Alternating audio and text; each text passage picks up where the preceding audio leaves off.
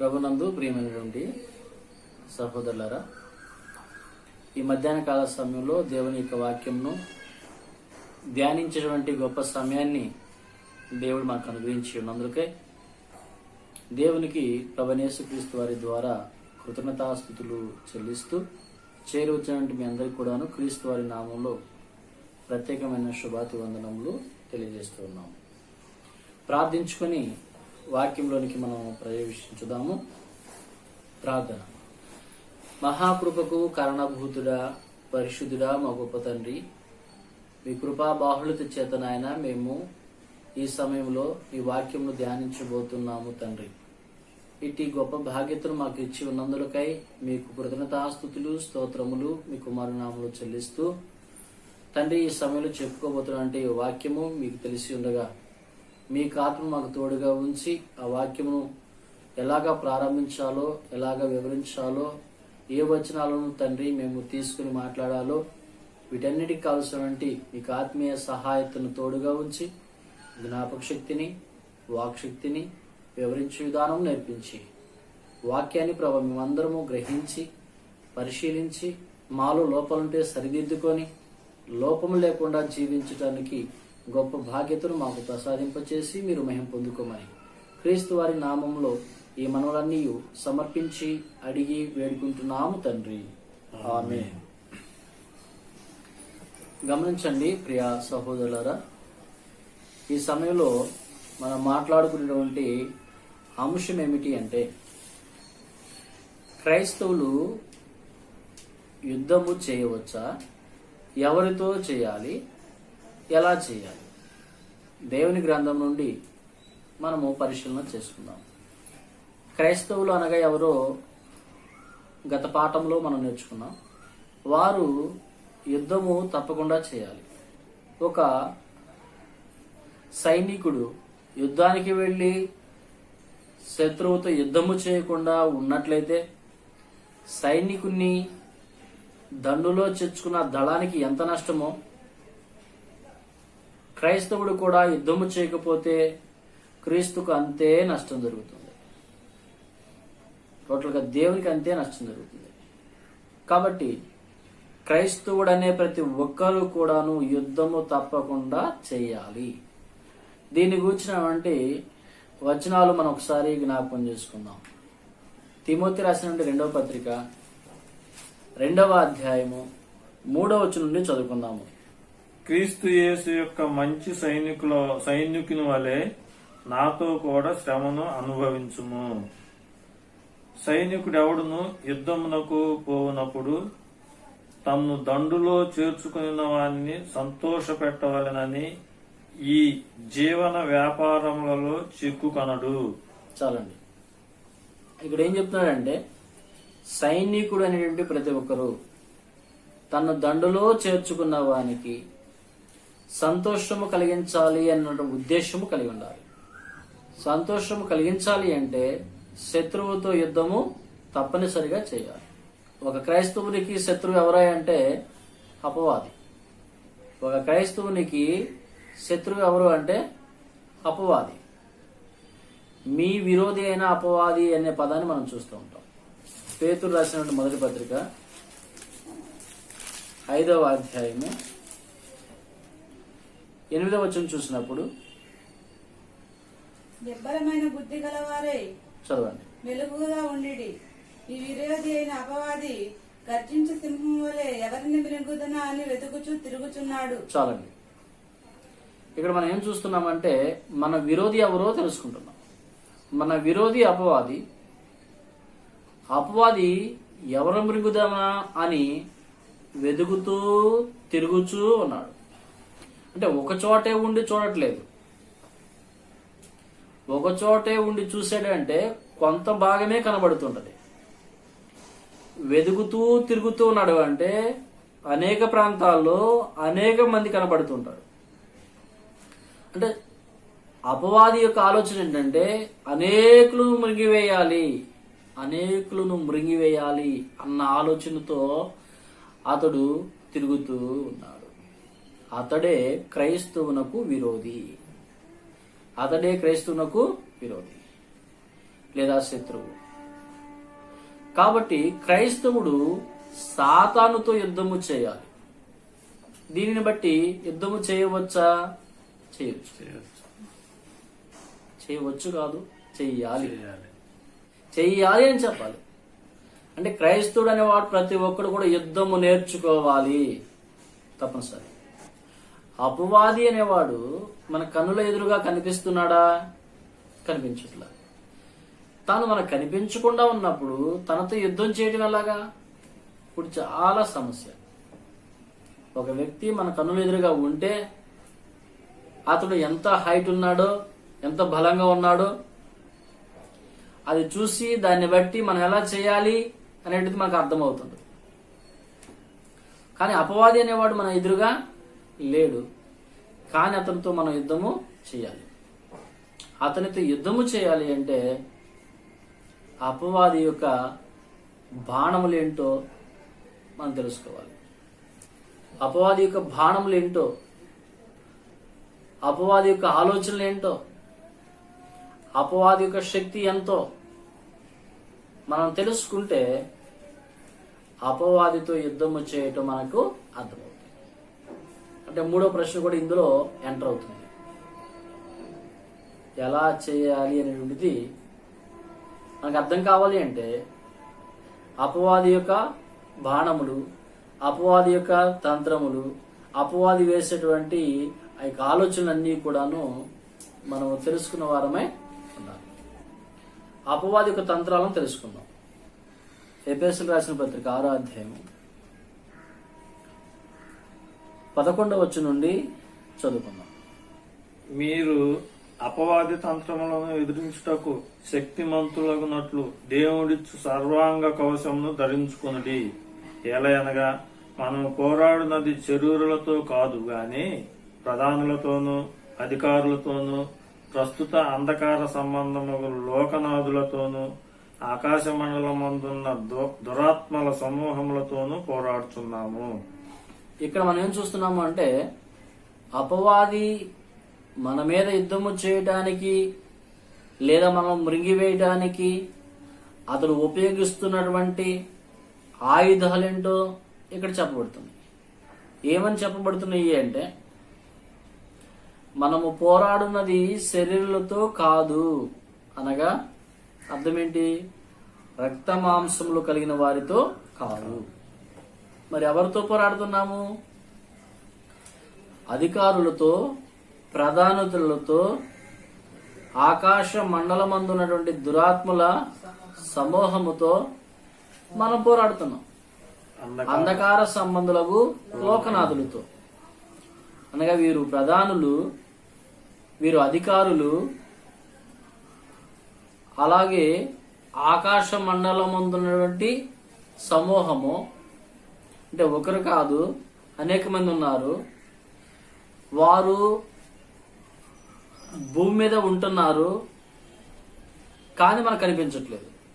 ఎలాగనంటే వారి యొక్క ఆలోచనలన్నీ కూడాను భూమి మీద స్ప్రెడ్ చేశారు. ఒక విష వాయువును గాని వదిలినప్పుడు ఆ విష వాయువునకు మనుషులు ఎలాగా చనిపోతూ ఉంటారో, విష వాయువును వదిలేటువంటి వ్యక్తి ఎక్కడో ఉంటాడు. ఆ వాయువు అనేది మన మీద ప్రభావం చేస్తుంది, మనల్ని చంపేస్తుంది. అంటే ఆ మనిషి మన దగ్గరకు రాకుండానే ఆ వాయువు ద్వారా మనల్ని ఎలా చంపుతున్నాడు, అలాగే సాతానిక సమూహం కూడాను మన దగ్గరకు రాకుండానే మన మీద తన యొక్క ఆలోచనలన్నీ కూడా ప్రయోగము చేస్తాం. కాబట్టి వీటిని మనం గమనించాలి. సాతానుడు, సాతానిక సమూహము మన మీద అధికారపూర్వకంగా పనిచేస్తూ ఉంటాడు. కాబట్టి ఈ విషయాలను మనం గ్రహించాలి అంటే సాతానిక తంత్రాలన్నిటిని మనం ఒకసారి వరుసలో ఉంచుకోవాలి. సాతానిక తంత్రాలన్నిటిని కూడా ఒక క్రమబద్ధంగా మన దగ్గర పెట్టుకుంటే లిస్టు. అందరి మీద ఒకే బాణాన్ని ఉపయోగించడు, ఒక్కొక్కరి మీద ఒక్కొక్క బాణాన్ని ఉపయోగిస్తూ ఉంటాడు. అది మనకు అర్థమైతే దానితో యుద్ధం చేయడం అనేది ఈజీగా ఉంటుంది. అంధకార సంబంధులైన లోకనాథుడు అనగా వీరు ఎవరు ఏంటి అనేది ఒకసారి ఆలోచన చేస్తే చూద్దాం. యాకోబు పత్రిక 3వ అధ్యాయము 15వ వచనము 16వ వచనం చదువుకుందాం. ఈ జ్ఞానము పైనుండి వచ్చినది కాక భూ సంబంధమైనదియు ప్రకృతి సంబంధమైనదియు దయ్యముల జ్ఞానము వంటిదై ఉన్నది. ఏలయనగా మత్సరమును వివాదమును ఎక్కడ ఉండును అక్కడ అల్లరియు ప్రతి నీచ కార్యమును ఉండును. చాలండి. ఇక్కడ సాతాను యొక్క జ్ఞానాన్ని గురించి మాట్లాడుతున్నాను. సాతాను యొక్క జ్ఞానం, దీన్ని ఏం చేయమన్నాడంటే భూ సంబంధమైన జ్ఞానము అన్నాడు. సాతాను యొక్క సమూహాన్ని గురించి ఏం మాట్లాడాడు? ఆకాశ మండలం మందు ఉన్నటువంటి దురాత్ముల సమూహం, అంటే ఆకాశ మండలంలో ఉన్నారు అన్నట్టుగా చెప్పాడు. కానీ తన జ్ఞానాన్ని ఎక్కడ ఉపయోగించాడు? భూమి మీద ఉన్నటువంటి మనుషుల మధ్యలో ఉపయోగించాడు. అందుకని దానికి మరొక పేరేంటి?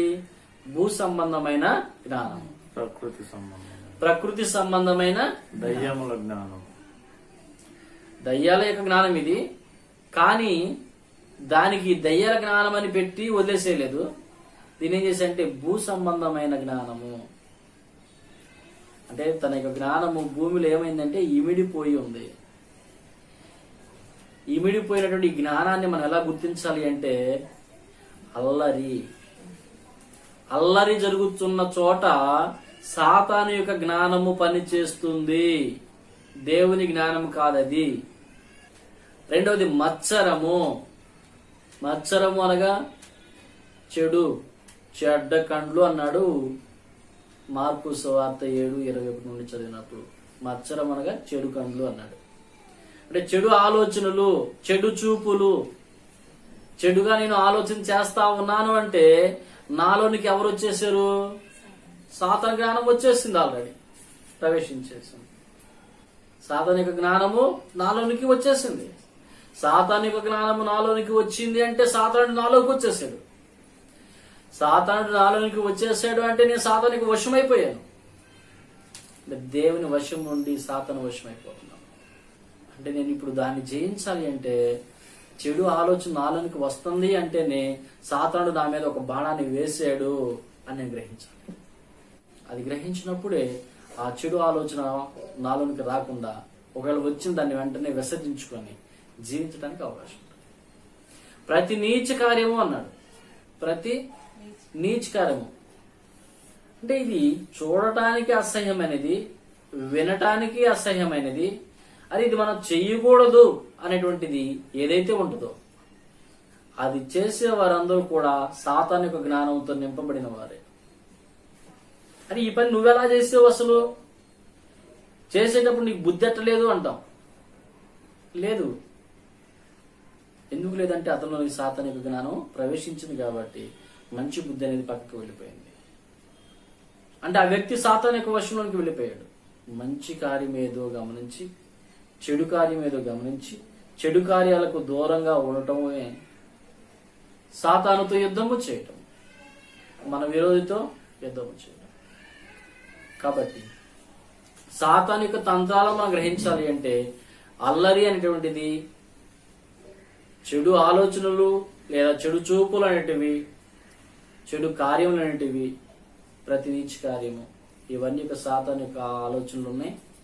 అవి మన మీద ఉపయోగిస్తున్నాయి. ఇంకా సాతాను యొక్క తంత్రాలను మనం ఆలోచించేద్దాం. రోమిలికి రాసిన పత్రిక 13వ అధ్యాయము 13వ వచనం. అల్లరితో కూడిన ఆటపాటలైనను మత్తైనను లేకయు కామ విలాసములైనను పోకిరి చేష్టలైనను లేకయు కలహమైనను మత్సరమైనను లేకయు పగటి యందు నడుచుకున్నట్లు మర్యాదగా నడుచుకుందుము. చాలండి. ఇక్కడ పగటి సంబంధమైన క్రియలు లేదా వెలుగు సంబంధమైన క్రియలు, చీకటి సంబంధమైన క్రియలు లేదా సాతాను యొక్క క్రియల గురించి మాట్లాడాడు. అల్లరితో కూడినటువంటి ఆటలైనను పాటలైనను ఎవరికి సంబంధించినవి? సాతాను సంబంధించి, సాతాను సంబంధించి. సాతాను ఎవరితో ప్రవేశిస్తుందో వారు అలాంటి కార్యాలు చేయడానికి ఇష్టపడతారు. లేకపోతే మనం ఫీల్ అవుతూ ఉంటాం, ఈ కార్యం మనం ఎలా చేస్తాం అని చెప్పి కొద్దిసేపు ఫీల్ అవుతూ ఉంటాం. ఫీల్ అవుతూ ఉన్నప్పుడు ఎవరో ప్రోత్సహిస్తుంటారు, ఏంట్రా వాడు వేయగలింది నువ్వు వేయలేవా, వాడు పాడగలింది నువ్వు పాడలేవా, వాడు డ్రామా వేయగలింది నువ్వు వేయలేవా. ఏంటి ఆడికంటే తీసేసిన మనం ప్రోత్సహిస్తూ ఉంటారు. ప్రోత్సహించిన వెంటనే ఇతరులు ఎక్కడి నుండో ఒక రకమైన ఉత్తేజం పొంగు వస్తూ ఉంటది, అందులో లీలమైపోతూ ఉంటాడు. అంటే సాతానుడు ఏం చేస్తూ ఉంటాడంటే, నేను మంచిగా ఉన్నను నన్ను మరొకరి ద్వారా ప్రోత్సహిస్తాడు, ప్రోత్సహించి తన వశాన్ని చేసుకుంటాడు. వాస్తవానికి ఆదాము దగ్గరకు సాతానుడు వచ్చాడు, ఆదాము సాతానుకు లోబడాల. అప్పుడు ఏం చేశాడు, అవ్వ దగ్గరికి వెళ్ళి అవ్వ ద్వారా ఆదామును తన వశం చేసుకున్నాడు. అలాగా సాతాను యొక్క తంత్రాలు ఎలా ఉంటాయి అంటే, ఇలాగ ఒకరి ద్వారా మరొకరిలోనికి ప్రవేశింపజేస్తుంటాయి. అంటే డైరెక్ట్ గా అటాక్ చేస్తుంది. డైరెక్ట్ గా అటాక్ చేసినప్పుడు లోబడకపోతే ప్రక్కవారి ద్వారా అటాక్ చేస్తుంది. తన తంత్రాలు ఇలా ఉంటాయి అన్నమాట. కాబట్టి అల్లరితో కూడినటువంటి ఆటలైనను పాటలైనను, తర్వాత ఏమన్నాడు, మత్తైనను. మత్తు అనే దాని గురించి మనం ఆలోచన చేస్తే, తిండి మత్తు, ఒకరికి వారి కడిపే వారి దేవుడు అన్నాడు. అంటే తిండి కోసము వారు దేన్నైనా వదులుకుంటారు. పౌలు గారు అన్నాడు, భోజనం నిమిత్తము దేవుని పని పాడు చేయవద్దు అన్నాడు. భోజనం నిమిత్తము దేవుని పని పాడు చేయొద్దు అన్నాడు. కానీ తిండి మీద ప్రేమ ఉన్న వారు ఏం చేస్తారంటే, భోజనం చూసుకున్న తర్వాత వెళ్దాము, లేకపోతే అక్కడ నీరసం రావచ్చు, లేకపోతే అక్కడ షుగర్ రావచ్చు, బీపీ రావచ్చు, డౌన్ అవ్వచ్చు, ఇలాంటి ఇబ్బందులన్నీ ఎందుకు, తినలేమనుకోవచ్చు, ఎవరో ప్రశాంతంగా ఉండొచ్చు కదా అని ఒక ఆలోచన తనలో పుట్టుకొచ్చింది. అరే యేసు ప్రభువు చెప్పాడే, మనుషుడు రొట్టె వలన మాత్రం కాదు దేవుని నోటి నుండి వచ్చి ప్రతి మాట వలన జీవించడం చెప్పాడే. ఆ మాటను ఆధారం చేసుకుని దేవుడి మాటలు విందాం, దేవుడి నన్ను బ్రతికిస్తాడు, దేవుడి నాకు శక్తినిస్తాడు అనుకుంటామా? అలాంటి ఆలోచన అప్పుడు రాదు. ఇలాగా సాతానుడు ఏం చేస్తాడంటే, తిండిని మనకు ఆధారం చేయించి కొంతమందిని ఇక్కడ ఆపేస్తూ ఉంటాడు. కొంతమంది నిద్రమత్తు, ప్రార్థనకి వెళ్దాం అనిపిస్తుంది కానీ శరీరం బలగ్గా ఉంది, కళ్ళు మూతలు పడుతున్నాయి అనే ఆలోచన. అక్కడికి వెళ్ళినా నిద్రపోవడమే కదా, అదే అక్కడికి వెళ్ళి నిద్రపోయేదానికంటే ఇక్కడే నిద్రపోతే బాగుండు కదా అని చెప్పేసి ఈ ఆలోచనలు పెట్టేస్తాం. ఇక్కడే ఆగిపోతాం. అక్కడికి వెళ్తే ఒక్క మాట వింటాం కదా అన్న ఆలోచన వచ్చిద్దా? అది రానివ్వదు. సాతానుడు అలాగా మనల్ని తన వశం చేసుకుంటూ ఉంటాడు. తిండి మత్తు, నిద్ర మత్తు, ధనము అనేటువంటి మత్తు. ధనాపేక్ష సమస్త విధములైన కీడులకు మూలం. కొందరు దాన్ని ఆశించి విశ్వాసం నుండి తొలగిపోయారట, కొందరు దాన్ని ఆశించి అవివేకంలో పడిపోయారట, హానికరులైపోయారట. నాని సులమన్ గారు అంటాడు, ధనాపేక్ష గల వారు కుటుంబాన్ని కూడాను బాధ పెడతాడట. వాళ్ళకి డబ్బే ముఖ్యం కానీ బిడ్డలు ముఖ్యం కాదు, భార్య ముఖ్యం కాదు. భార్య కంటే బిడ్డల కంటే కూడా డబ్బే ముఖ్యం. ఇలాగా ధనమత్తులో పడవేసి కుటుంబం ఎలా ప్రేమ లేకుండా, కుటుంబం ఎలా ఐక్యత లేకుండా, కుటుంబాన్ని ద్వేషించి దూరం చేసుకునే పరిస్థితులు, రక్త సంబంధికులు దూరం చేసుకునే పరిస్థితులు కలిగి ఉంటాం. ఎందుకంటే ఇది నా కష్టం అంటాం. అవును, దేవుడు చెప్పాడుగా, నీ చేతులతో కష్టపడి బాధలో ఉన్న వారికి సహాయం చేయాలంటాడు. ఆ మాటలు జ్ఞాపకం చేయదు సాతానుడు. ఇది నీ కష్టం, నువ్వు వ్యర్థం ఎందుకు చేసుకుంటావు అని చెప్పేసి ధనం అనే మత్తులో పడేస్తుంది. ఇక ప్రార్థనకి వెళ్ళిన దగ్గర నుండి డబ్బు ఖర్చు పెట్టండి, ఆళ్ళ దానం చేయండి, ఇళ్ళ దానం చేయండి అంటారు. మన కష్టపడి ఆళ్ళకి దానం చేయటం ఎందుకు? ఇలాంటి మాటలు ఉంటారు, అక్కడికి వెళ్ళటం ఎందుకు అని ప్రార్థనకి వెళ్ళనీయకుండా ఈ ధనాపేక్ష ఏం చేస్తుందంటే ఎక్కడే ఆపివేస్తుంటారు. ఇలాగా మనిషికి మద్యము అనేటువంటి మత్తు మరొకటి, మద్యము అనేటువంటి మత్తు. ఈ మద్యము సేవించిన వారి పరిస్థితి ఎలా ఉంటది అంటే చాలా దారుణంగా ఉంటది.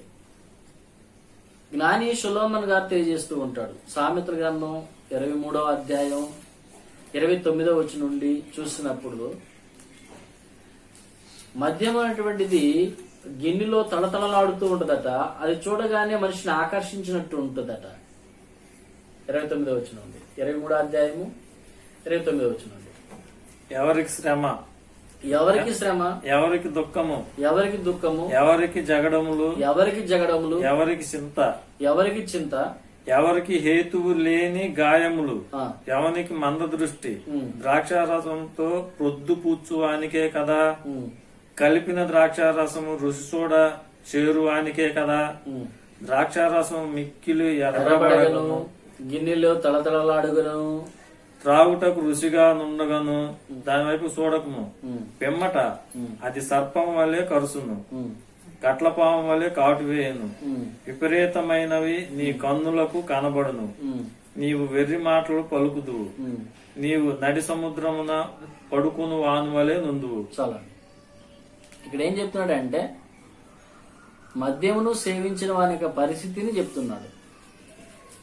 మద్యం సేవిస్తాడు, మత్తెక్కిద్ది. ఎలాగిదంటే కట్లపాము వల్లే ఎక్కిద్దట. అంటే కొంచెం కొంచెం కొంచెం కొంచెం కొంచెం కొంచెం ఎక్కేస్తాయి. బాగా ఎక్కిన తర్వాత ఏం చేస్తాడు, ఏం మాట్లాడతాడో కూడా తెలియకుండా మాట్లాడేస్తూ ఉంటాడు. ఎదుటి వారిని తిట్టేస్తూ ఉంటాడు, గొడవలకు వెళ్తా ఉంటాడు, నిలబడే శక్తి లేక తూలి పడతా ఉంటాడు. ఇలా ఎవరు కొట్టని అవసరం లేదు, ఎవరు కదిలిన అవసరం లేదు. అనవసరంగా గొడవ పెట్టుకుంటాడు, అనవసరంగా రోడ్డు మీద పడిపోతూ ఉంటాడు, అనవసరంగా దెబ్బలు తగులుతూ ఉంటాయి. ఎక్కడో పడుకుంటాడు, కింద పడుకుంటాడో తెలీదు, పేడలో పడుకుంటాడో తెలీదు, బురదలో పడుకుంటాడో తెలీదు, చెట్టు కింద పడుకుంటాడో, ఎండలో పడుకుంటాడో, ఎక్కడ పడుకుంటా కూడా ఇలాగా తెలియనటువంటి పరిస్థితుల్లో పడిపోయి తనకు ఎలా ఉంటుంది అంటే ఎక్కడో ఓడ మూలం పడుకున్నట్టుగా ఉంటుందట. ఎవ్వరు సంచారం చేయని ప్రశాంతమైన పరిస్థితుల్లో స్థలాల్లో పడుకున్నట్టుగా అనిపించింది అంటారు. తర్వాత నిదానంగా లేచి చూస్తే ఒళ్ళంతా గాయాలు ఉంటాయి. ఎందుకంటే తూలిపడ్డాడు, ఎవరు కొట్టిన దెబ్బలు కాదు.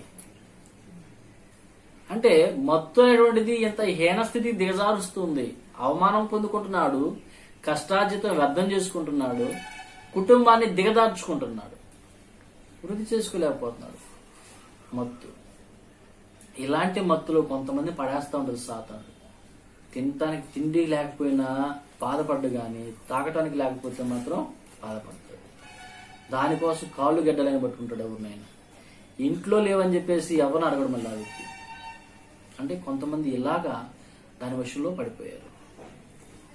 అల్లరితో కూడిన ఆటపాట్లైనను, మత్తైనను, కామ విలాసమైనను. కామముతో కొంతమంది జీవిస్తుంటారు. కామంతో గడపటానికి ప్రశాంతమైన ప్రదేశాలకు వెళ్ళిపోతుంటారు. ఇలాంటి విషయాల్లో కొంతమంది లోపడతారు. మందుకు ఇష్టపడరు, అల్లరితో కూడిన ఆటపాటలకు ఇష్టపడరు, కానీ ఇలాంటి విషయాలు కొంతమంది లోబడిపోతూ ఉంటారు. తర్వాత పోకిరి చేష్టలు. పోకిరి చేష్టలు అంటే వెర్రి పనులు అన్నాడు. పోకిరి చేష్టలు అంటే వెర్రి పనులు. ఒక వ్యక్తి తనకున్న పొలం అంతా బాగా పండించాడు. యేసుప్రభు చెప్పినటువంటి ఉపమానం ఇది.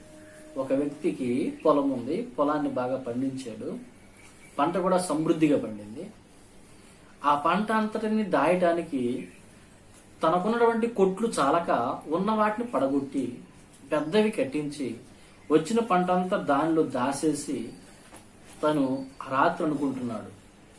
ఏమంటున్నాడు అంటే, ప్రాణమా తినుము, త్రాగుము, సుఖించు, నీకు అనేక సంవత్సరాలకు సరిపోను ధనమును సంపాదించాను అంటున్నాడు.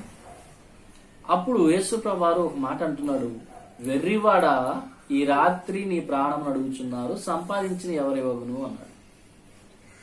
అంటే వెర్రివారు ఎవరయ్యా అంటే రేపేం జరుగుతుందనే ఆలోచన లేకుండా తన గురించి తాను ఆలోచించుకుంటూ తనకు తినటానికి ఉండటానికి ఉంటే చాలు, ఇదే జీవితం అనుకున్న వారిని వెర్రివారు అన్నారు.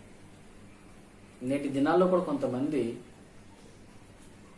రాత్రి అనక పగలనక కష్టపడతారు, కానీ ప్రార్థనకి రావాలంటే సమయం లేదండి అంటారు. ప్రార్థనకి రావాలంటే సమయం లేదండి, నాకు ఎక్కడ కుదురుతుంది, నేను ఇన్ని ఎకరం పొలం చేస్తున్నాను, అటు ఇటు చూసుకోవడం సరిపోతుంది, నాకు తీరుబాటే లేదు అని చెప్పేసి సంపాదన కోసమే సమయాన్ని హెచ్చిస్తూ తన జీవితాన్ని గడిపేస్తూ ఉంటారు. ప్రసంగి గ్రంథంలో కూడా ఒక వ్యక్తి గురించి సొలొమోను గారు రాశారు.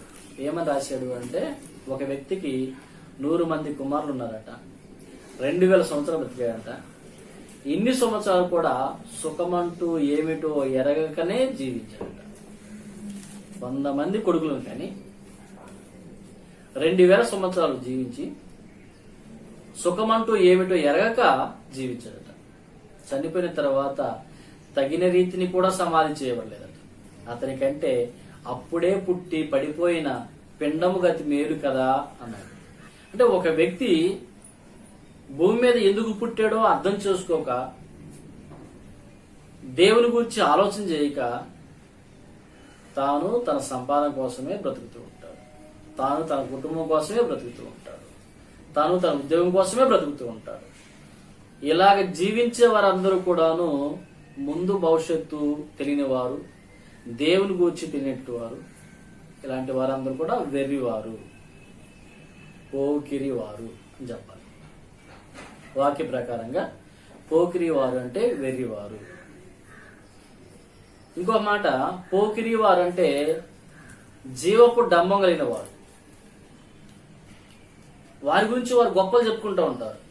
నేను అది చేశాను, ఇది చేశాను, నేను లేకపోతే ఇక్కడ అసలు ఏమయ్యేది కాదు, నేనున్నమట్టి ఇదంతా జరుగుతుంది అన్నట్టుగా గొప్పలు చెప్పుకుంటూ ఉంటారు.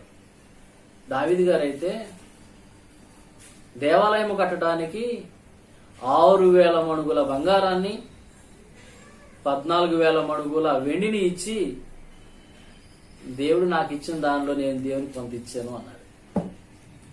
అంతిచ్చి అన్ని వేల మణుగుల బంగారాన్ని, వెండిని ఇచ్చి, దేవుడు నాకు ఇచ్చిన దాంట్లో నేను ఇచ్చాను అంటున్నాడు. సింహాన్ని ఎలుగుబడును చంపి దేవుని కృపచేత చంపాను అంటున్నాడు. అందరూ భయపడుతున్నా ఆ గొల్యాతు మీదకి యుద్ధానికి వెళుతూ, యుద్ధం నాది కాదు యెహోవాదే అంటున్నాడు. సింహాన్ని ఎలుగుబడిని చంపేశాను కాబట్టి గొల్యాతు కూడా చంపుతాను అంటల్లా. అసలు నేనంటే ఏమనుకుంటున్నారు అంటల్లా. ఆయన ఎంత గొప్ప కార్యము చేసినా దేవుని వల్లనే నేను చేయగలుగుతున్నాను అంటున్నాడు. అలాంటి జ్ఞానం ఉండాలి. కానీ సాతాను జ్ఞానం ఏంటంటే నేనే నేనే అంటే సాతాను జ్ఞానంతో నింపబడిన వారు నేను నేను అని ఉపయోగించుకుంటారు. దేవుని వలన అనే మాట రాదు. సాతాను జ్ఞానం అనేది దేవుని ఎరిగిన వారిలోనూ ఉంటుంది, దేవుని ఎరగని వారిలో కూడా ఉంటుంది. ఎందుకు ఉంటుందంటే సాతాను యొక్క తంత్రం ఏంటో, తన యొక్క జ్ఞానం ఏంటో మనుషులకు తెలియలేదు కాబట్టి అందరిలో అది పనిచేస్తానే ఉంది. కాబట్టి క్రైస్తవుడు యుద్ధము చేయాలంటే సాతాను జ్ఞానం ఏంటో లేదా సాతాను యొక్క తంత్రాలు ఏంటో ఫస్ట్ తెలుసుకుంటే సాతాను ఓడించడం ఈజీ అవుతుంది, లేకపోతే చాలా కష్టమైంది. తర్వాత ఇంకేమన్నాడు, కలహమైనను మత్సరమైనను. కలహము అంటే గొడవ, చిన్న విషయాన్ని కూడా గొడవ పెట్టుకుంటారు. అరే ఇది ఏముంది, చూసేవాళ్ళు కనిపించింది, ఇది ఎంత విషయమో, దేంట్లో ఏముంది, సర్దుకుపోవచ్చు, గొడవ ఆడుకోవడానికి అసలు ఆధారం ఏం లేదు, కానీ గొడవ ఆడుకుంటున్నారు. ఎందుకు ఆడుకుంటున్నారు అంటే అక్కడ సాతాను పనిచేస్తున్నాడు.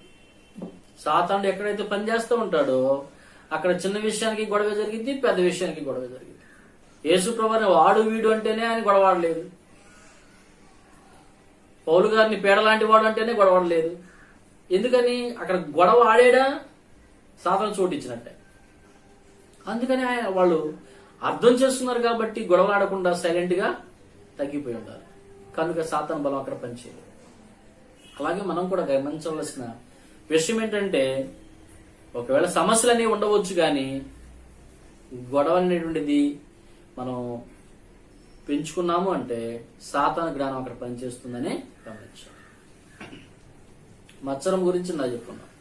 అల్లరితో కూడినటువంటి ఆటపాటలైనను, మత్తైనను, కామ విలాసమైనను, పోకిరి చేష్టలైనను, కలహమైనను, మత్సరమైనను, ఇవన్నీ కూడా సాతాను యొక్క తంత్రాలు.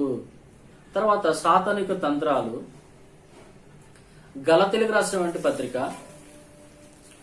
5వ అధ్యాయము 19వ వచనము. శరీర కార్యములు స్పష్టమైనవి, అవేవనగా చారత్వము, అపవిత్రత, కామకత్వము, విగ్రహారాధన, అభిచారము, ద్వేషములు, కలహము, మత్సరములు, క్రోధములు, కక్షలు, భేదములు, విమితములు, అసూయలు, మత్తతులు, అలలతో కూడిన ఆటపాటలు మొదలైనవి వీటిని గూర్చిన నేను మునుపు చెప్పిన ప్రకారము ఇట్టి వాటిని చేయవారు దేవుని రాజ్యమును స్వతంత్రించుకొనరని మీతో స్పష్టముగా చెప్పుచున్నాను. చాలండి. ఈ విషయాలను గురించి పౌలు గారు కొరింథీలో ఉన్న వారితో మాట్లాడాడు, కొలసిలో ఉన్న వారితో మాట్లాడాడు, ఎఫెసులో ఉన్న వారితో మాట్లాడాడు, రోమాలో ఉన్న వారితో మాట్లాడాడు, ప్రతి పత్రికలో కూడా మాట్లాడుతూనే ఉన్నాడు. ఎందుకంటే ఇవన్నీ కూడా సాతానిక తంత్రాలు.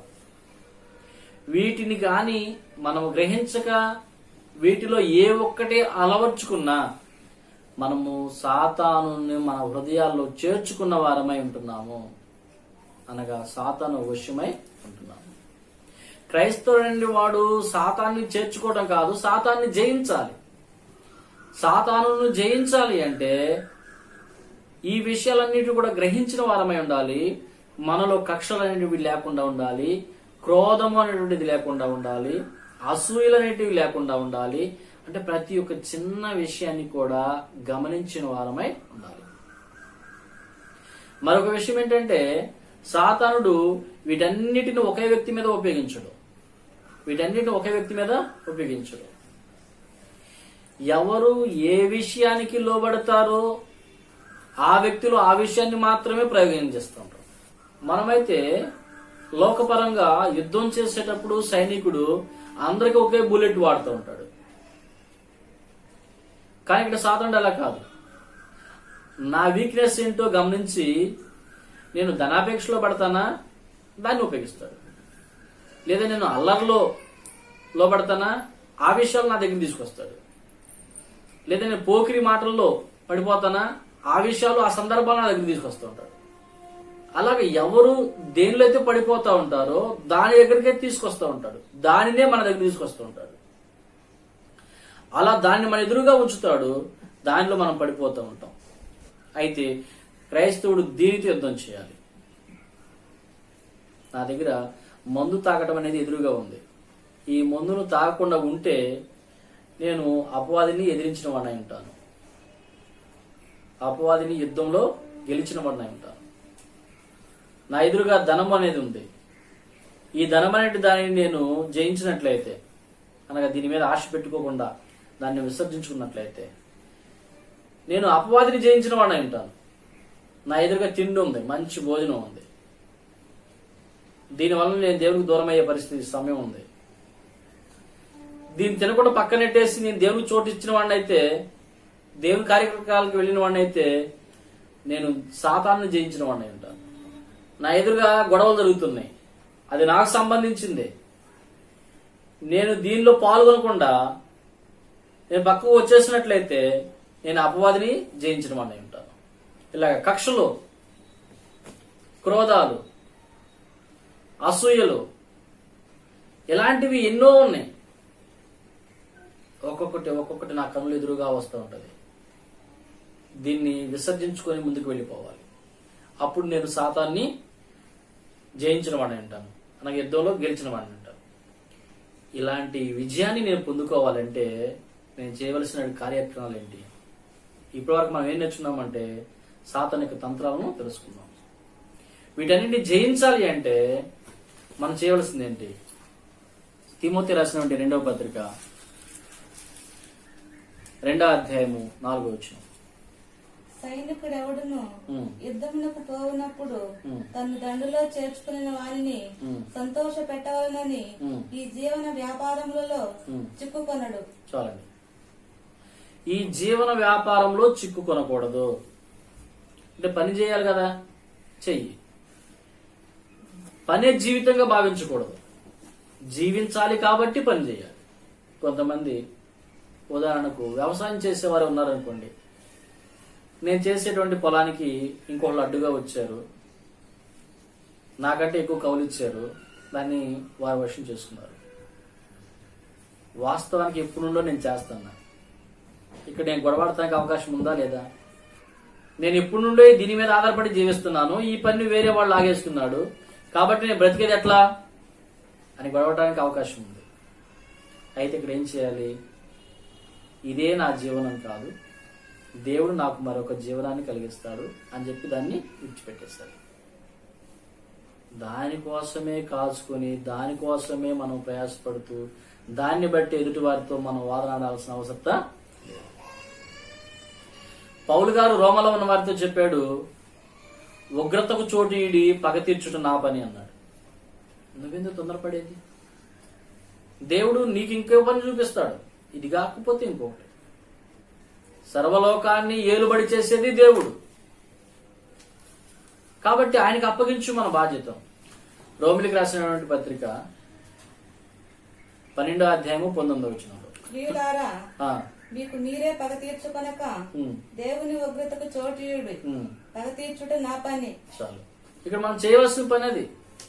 ఈ జీవన వ్యాపారంలో మనం చిక్కుకోకుండా ఏం చేయాలా? దేవునికి చోటు ఇయ్యాలా, అనగా ప్రార్థించు. అప్పుడు నీ తరపున దేవుడు బాధ్యత తీసుకుంటాడు. అతను మనసు మార్చి నీకు ఇప్పించడం జరుగుతుందో, లేకుంటే దానికంటే మంచి మరి ఒక పని సమకూరుస్తాడో, ఏదైనా చేయని నీ పక్షాన మాత్రం దేవుడు ఇన్వాల్వ్ అవుతూ ఉంటాడు. అయితే నువ్వు చేసే ప్రార్థనలో ఏమని ఉండాలి? నీకు అడ్డుగా వచ్చిన వారిని నాశనం చేయమనా, నీకు అడ్డుగా వచ్చిన వారిని పక్క తొలగించమనా కాదు. పేతురు రాసినటువంటి మొదటి పత్రిక 3వ అధ్యాయము 9వ వచనం, ఆశీర్వాదమునకు వారసులవుటకు మీరు పిలువబడితిరి గనుక కీడుకు ప్రతి కీడైనను దూషణకు ప్రతి దూషణైనను చేయక దీవించుడి. చాలు. ఇక్కడ ఏం చెప్తున్నాడు? నీకు అడ్డుగా వచ్చిన వారిని దీవించు, నీకు నష్టం కలగజేసిన వారిని దీవించు, నిన్ను తిట్టారా వారిని కూడా దీవించు. అప్పుడు నీకేం జరుగుతుందంటే ఫస్ట్ నీకు ఆశీర్వాదం వస్తుంది. దేవునికి ఆశీర్వాదం ఏం చేస్తుంది అంటే ఔషధాన్ని ఇస్తూ ఉంటది. మనుషులందరూ చాలా మంచోడయ్యా ఈయన, అసలు ఆడు అన్యాయంగా అడ్డం వచ్చినా కూడాను ఏం మాట్లాడలేదు, చాలా మంచోడు అనొచ్చు. కానీ ఏం చేస్తారు? ఏం చేయలేరు. కానీ దేవుడు ఆశీర్వాదం ఇస్తే ఏమవుతుందంటే ఔషధవంతులము అవుతాం. కనుక నేను తిట్టిన వారిని నువ్వు తిట్టొద్దు, నీకు అడ్డుగా వచ్చిన వారిని నువ్వు అతన్ని తిట్టొద్దు, నీకు కీడు చేసిన వారిని తిరిగి కీడు చేయొద్దు, వారిని దీవించు. ఇది నియమము అన్నాడు. సాతానును ఎదిరించడానికి ఇది నియమము, పద్ధతి. ఒక సైనికుడు యుద్ధానికి వెళ్ళాలి అంటే వాళ్ళు కొన్ని నియమాలు పాటిస్తూ ఉంటారు, అంటే కొన్ని రూల్స్ పాటిస్తూ ఉంటారు. ఆ రూల్స్ ప్రకారం పాటించినప్పుడే అతడు విజయాన్ని సాధించడానికి అవకాశం ఉంటుంది.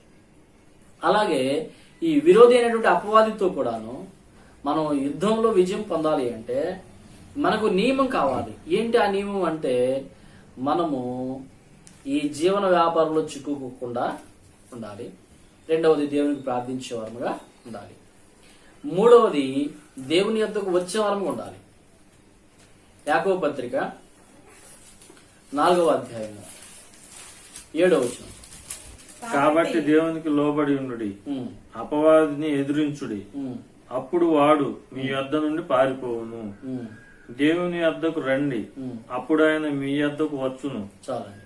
ఇక్కడ ఏం మాట్లాడుతుందంటే మనం దేవునికి లోబడి ఉండాలి. అంటే ప్రతి సందర్భంలో కూడాను మనం విజయం పొందుకోవాలి అంటే దేవుడు ఏం చెప్తున్నాడు? ఆ రూల్ ఫాలో అవ్వాలి.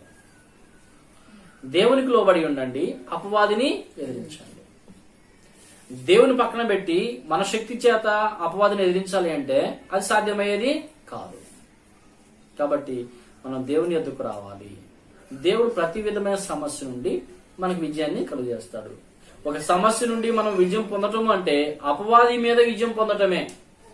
4వది ఓర్పు కావాలి. మనకు తెలుసు కదా, యాకోబు పత్రిక 1వ అధ్యాయం 2వ వచనంలో, నా ప్రియ సహోదరులారా, నానా విధములైన శోధనలో మీరు పడినప్పుడు అది మహానందముగా ఎంచుకోండి. మీరు సంపూర్ణను అనురాంగులను ఏ విషయంలోనూ కుదులేని వారిని అయినట్లు ఓర్పు చేత తన క్రియలను కొనసాగింప. అంటే ఓర్పు కావాలి. ప్రతి విధమైన సమస్యలు కూడా ఓర్పు కావాలి. ఒకసారి ఓర్చుకున్నాను, 2 సార్లు ఓర్చుకున్నాను, 3 సార్లు ఓర్చుకున్నాను, పద్దాక ఎక్కడ ఓర్చుకున్నాను అంటే కుదరదు. ఓర్పు కావాలి. ఓర్పు చేత ప్రతి సమస్యను కూడా జయించడానికి అవకాశం ఉంటుంది. అనగా మనం సమస్యలో ఉన్నప్పుడు ఈ జీవన సంబంధమైన వ్యాపారంలో చిక్కుకోకుండా దేవునికి ప్రార్థన చేసేవారముగా, దేవుని యొద్దకు వచ్చేవారముగా, దేవుని యొద్దకు వచ్చి ఓర్పు కలిగి జీవించేవారం ఉండాలి. నేను దేవుణ్ణి అడిగాను, దేవుడు కూడా నా పక్షాన సహాయం చేయలేడు. ఒకసారి నాకు శ్రమ వచ్చింది, నేను దేవుణ్ణి అడిగాను, దేవుడు నాకు సహాయం చేయలేదు. 2 సార్లు వచ్చింది, దేవుడు సహాయం చేయలేదు. వాళ్ళ చేత ఇన్ని మాటలు పడుతున్నాను, వీళ్ళ చేత ఇన్ని బాధపడుతున్నాను, ఇన్ని అనుభవిస్తున్నాను, కానీ దేవుడు నాకు ఏ సహాయం చేయట్లేదు అంటే కుదరదు. ఓర్పు కావాలి. ఎందుకంటే దేవుడు ప్రతిదానికి సమయాన్ని నియమించున్నాడు. 1 పేతురు రాసిన పత్రిక 5వ అధ్యాయము, 1 పేతురు రాసిన పత్రిక 5వ అధ్యాయము 5-6 వచనాలు మనం చూసినప్పుడు, చిన్నలారా మీరు పెద్దలకు లోబడి ఉండుడి. మీరందరూ ఎదుటవాని ఎడల దీన మనస్సు అనే వస్త్రమును ధరించుకొని మిమ్మును అలంకరించుకొనుడి. దేవుడు అహంకారులను ఎదిరించి దీనులకు కృప అనుగ్రహించును. చాలండి. ఆయన చేత మనం హెచ్చింపబడాలంటే ఆయన కృపను పొందుకోవాలి. అంటే అప్పటి వరకు మనం లోబడే ఉండాలి. ప్రతిదానికి ఒక సమయం ఉంటుంది. ఆ సమయం వచ్చినప్పుడు తప్పకుండా మన జీవితాన్ని హెచ్చిస్తాడు. అయితే అప్పటి వరకు మనం ఏం చేయాలంటే ఓర్పు కలిగి ఉండాలి. కనుక అపవాదితో మనం తప్పకుండా యుద్ధం చేయాలి. క్రైస్తవులు అనేవారు అపవాదితో తప్పకుండా యుద్ధం చేయాలి. ఎలా చేయాలి అంటే అపవాదిక తంత్రాలు ఏంటో తెలుసుకోవాలి. తెలుసుకున్న తర్వాత మనం ఏం చేయాలంటే ఒక నియమం ప్రకారంగా ముందుకు వెళ్ళాలి. ఒకటి నియమం ఏంటంటే ఈ జీవన సంబంధమైన వ్యాపారంలో చిక్కుకోకుండా ఉండాలి. 2, మనము ప్రార్థించే వరం ఉండాలి. 3, దేవుని ఎదుగు వచ్చే వరం ఉండాలి. 4, ఓర్పు కలిగి ఉండేవారంగా. ఇలా ఉన్నప్పుడు విజయం పొందుతాం. కాబట్టి క్రైస్తవుడు అనేవారు యుద్ధము తప్పక చేయాలని, చేసేటప్పుడు విజయం పొందాలి కనుక నియమం ఏంటో తెలుసుకోవాలని, 2వది అపవాది యొక్క బలం ఏంటో, తన తంత్రాలు ఏంటో తెలుసుకుని ఉండాలని ఈ వాక్యం ద్వారా మనం అందరం కూడా హెచ్చరిక పొందుకొని ప్రస్తుతానికి మనం ఏ విషయంలో బంధింపడి ఉన్నామో మన జీవితాన్ని గ్రహించుకుంటే ప్రతి ఒక్కరూ ఏదో ఒక విషయంలో సాతాను వశంలోనే ఉండే ఉన్నాము. వాటిని గ్రహించి వాటి నుండి విడుదల పొందుకొని దేవునికి మహిమ తెచ్చేవారముగా, అపవాదికి అవమానం తెచ్చేవారంగా, మన ద్వారా ఇతరులకు మాదిరికరంగా ఉండేలా ఉండాలని, ఈ లోకంలో విడిచిన దేవునితో కలిసి నిత్య జీవాన్ని పొందుకునే వారు ఉండాలని ప్రభు పేరిట మిమ్మల్ని అందరూ కూడా హెచ్చరిక చేస్తూ, నన్ను కూడా హెచ్చరిక చేసుకుంటూ ఈ మాటలు ముగిస్తూ ఉన్నాము. ప్రార్థించుకుందాం. పరిశుద్ధుడా, మహోన్నతుడా, మహోపకారి, ఈ సమయంలో నాయన కొన్ని శ్రేష్టమైన సంగతులు నీ గ్రంథం నుండి తెలుసుకోవటానికి మీరు మాకు సహాయం చేశారు. వీటిని బట్టి మీ కృతజ్ఞతాస్తుతులు, స్తోత్రములు చెల్లిస్తూ ఈ మాటలను బట్టి నాయన మేము ఏ విషయంలో సాతాను వశంలో ఉన్నామో గ్రహించుకొని అయా వాటన్నిటి నుండి విడుదల పొందేటువంటి నియమంలో మేము నడుచుకుంటూ నీకు ఇష్టముగాను సాతానికి అవమానం కలిగించే వారముగాను మా జీవితానికి మీ యొద్ద నిత్య జీవాన్ని సంపాదించుకునే వారం ఉండటానికి మా కావలసినటువంటి జ్ఞానమును, వివేకమును ప్రసాదింపచేసి మీరే మహిమ పొందుకోమని యేసుక్రీస్తు వారి శ్రేష్టమైన నామంలో ఈ మనవలన్నీ సమర్పించి అడిగి వేడుకుంటూ ఉన్నాము పరమ తండ్రి. ఆమేన్. అందరికీ